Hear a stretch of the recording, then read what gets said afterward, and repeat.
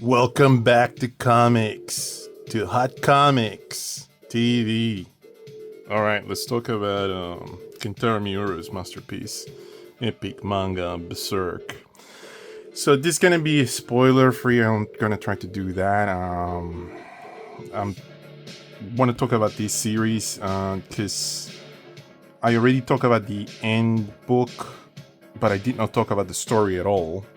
I just want to go over every volume now because it was an end of an era by us losing Kentaro Miura. Now he's gone. We lost him. And these editions, these deluxe editions, are the way to read this thing. I mean, if you were to go and collect the Taikobon, good on you. I mean, if that's what you enjoy, maybe you want to commute with that, maybe you want to travel with that. I don't know. But if you want to read this is a page turner. This type of book. You just kind of go through these and chew it out in I don't know how long, maybe an hour, or maybe more. I don't know, maybe an hour and a half, and you'll be able to go like through this book. And then the thing with Berserk is that you're gonna be like, oh, when's the next book coming out? Now that everything's come out, I'm talking about them, so I'm a bit late on this, but highly recommending this. It's still very available everywhere, and this it's a good production book. I have not seen something so well effectively put together for a quantity of books that they have printed. This is faux leather, so it's plastic like duplex material that resembles leather, and it's got foiling, so it's got the metallic red foil and blind, and debossing the name and number of the cover, spine, and then we have a sticker for Dark Horse. This is very cleverly put together. Again, I cannot give more praise to Dark Horse and the designer that put this together. Very well put together, this series. And also the other thing is that it will give so much detail to the artwork that Kentaro did. Kent's work comes to life on these larger dimensions. So this is a very old series that obviously started in the late 80s, I guess. We didn't get like translations until the 90s. And yeah. Anyway, I'm gonna try to be quick about this because there's gonna be a lot of spoilers on the pages. So I'm just gonna talk about the story briefly. I want to focus more on the art more than anything else, and why you should be getting this at this scale. Because so much detail gets put onto these pages. You can sort of see it. This Puck, you get to meet him for the first time. Oh, yeah. Puck is like elf. I mean, a very sort of character that's very ambiguous on his gender or her gender, whatever it might be. He's kind of like your comic relief on a very heavily violently charged story. Everything is cartoony, like the way that Kentaro Miura does his cartooning is very effective. He's Guts, the main protagonist of this series. He is quite...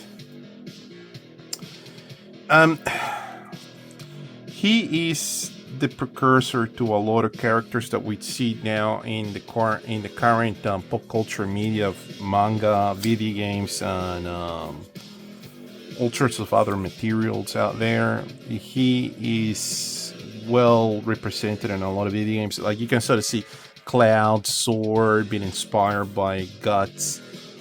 A lot of his MO, the way that he carries himself doesn't say much. He's the type of character that does more with his actions than his dialogue. A lot of that it's being ported to a lot of these characters that we saw later on in the later 90s. Also, Dark Souls, the series of Dark Souls has his armor and the sword. You can actually if you get out of your way, you're gonna be actually be able to sort of construct a character that looks like guts, literally, in that game. And all the Dark Souls series, the big gigantic bastard sword, it's in there. Anyway, so in this story, we living in a medieval dystopic society where it's just conflict after conflict. A lot of kingdoms have wars, so this is a war-related type of warfare epic, and in between all of that, the adventures of Guts happen through that journey, and it's a little bit heavy on content. By the way, please do not think that this is for kids. This is grown-up material. It's kind of be a little bit on the twisted side of things. There's torture, there's horrible events that happen, and what happens to Guts. So just be aware of all of that. But anyway, going back to it, the artwork is flawless, and this deserves the treatment that this is on. Back in the day, I know this is gonna sound a bit rude, but I could not care less about Berserk because it was just so deep into the publication that I was just like, I cannot jump onto this right now. And I don't know if that's intimidating to a lot of folks out there, but that's the one reason of why I did not jump in on it. I was like, it's too deep into its run. I just cannot get into this now. By the time I was aware of it, which would have been mid to late 90s, and I know I talked to friends and they were, Berserk's been going on for a long time, and I was like, oh wow. So I sort of dropped it. I was like, not going to jump on that. But now this is a nice collection that you can sort of jump in, and it's all complete. Sadly, we lost Kentaro, I already said that, but the series is literally kind of like complete. Not complete on its plot run, but it's complete from what Kentaro did. I'm aware that one of his closest friends was going to take the mantle and continue with the story, but that remains to be seen. Anyway, this is what I'm talking about Kentaro's ability of doing this. This is a page turner, by the way, like the way that you go with this. I'm just going to focus on the very first chapter. I'm not going to do this through the entire book because I don't want to spoil this for everybody. I just want you to whet your appetite and sort of get into it, And please, if you have had the same experience as me, please let me know if you were aware of this, and now this is going to be something that's going to maybe make you jump onto the series. Please let me know. Beautiful work, what Kentaro Miura is doing in here. Every panel's like a work of art. Amazing, just amazing. It's a combination of dual shade with like inking. And he lived those deadlines, this man. He pumped out so much Berserk. And it became a phenomenon. I mean, everybody was reading this. I remember a lot of kids talking about this. As I remember people later on talking about it on comic magazines and whatnot, recommending Berserk as a thing. The anime was the thing that did a lot of people talked about that. Had a lot of traction. Again, there's a lot of torture. There's this sort of horrible kingdoms and places where Guts travels around. And yeah, if you're into violence, dark, even satire at one or another point, and also what do you call it, dark fantasy, this is where it's at. This is quite the material to come in and read through. Very visceral material. It's almost like you're entering into something like Game of Thrones, so to put that into context.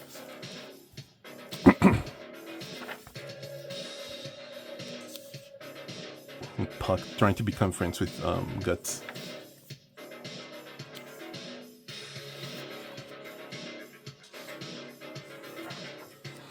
Yeah, he's got a mark. So in this world, a lot of the antagonists and villains are demons and demonic-like creatures. They do a lot of horrible things. My goodness, look at this panel. This is amazing. This is why you need to get this at this scale, because you would not appreciate this in a smaller publication. Amazing, just amazing work. So, that's awesome. It's just awesome. So in this world, yeah, the villains are demonic entities. This guy's like, looks like Serpentor. What's going on? So once they get these moments where that transpire that these creatures that will like come out of their shell and sort of show their true nature. And Guts is just Guts goes for it. He's no holds bar. He will fight. See this? This is the true nature. The true. What do you call it?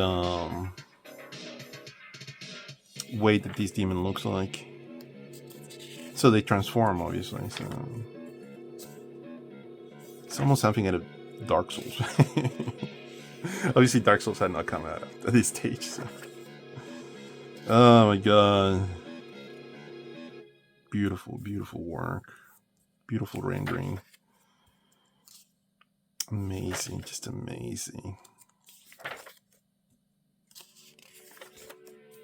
So as I was saying before, a lot of people were talking about the anime series, the original one, and it had a lot of traction. So yeah. Anyway, that was the first volume, and it's quite cool. Let's just go through this a little bit quicker. Just amazing. Look at this stuff. That's the value of this book. All these books, it's just larger format. Yeah. And this has its twisted moments once you keep reading. A little bit of a shocking sort of set of events. You see why Guts behaves the way that he behaves, and yeah, the character design of this is just flawless. Awesome work.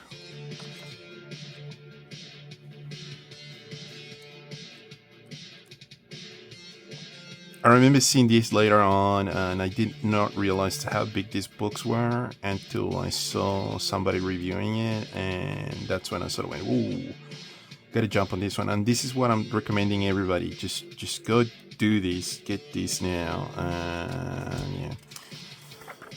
So we got a little bit of MC Asher here. I'm not gonna talk about that now because I don't think it'll be fair for the people that want to read this, and it would be very unfair. Anyway, let's end it with this. It's a bit of an unfortunate set of events happen, and I'm not gonna touch on that. So these are the covers. These are the 3 covers of the of volume 1 to 3. So that's what's covered on this special edition in this book. Beautifully printed. This gloss paper has got like the covers on it. This is famous. So it gives you a little bit of information about Kentaro. Anyway, there it is. It's, I think, 13 volumes of these deluxe editions. Again, right now would be the time to jump on it because they have just finished. They have the entire run that Kentaro created. And yeah, this is a must-have. I cannot recommend this enough to everybody who loves action, adventure, fantasy, dark fantasy, monsters, demons, and big swords, and Gatsu. So please do yourself a favor, try to track this down, and please let me know. Maybe you didn't like it. Maybe you're like on the fence like I was and going like, I don't know, maybe this is not for me. Just please let me know. This is a conversation piece anyway. Thank you so much for your time, and thank you so much for watching. So till next time, bye.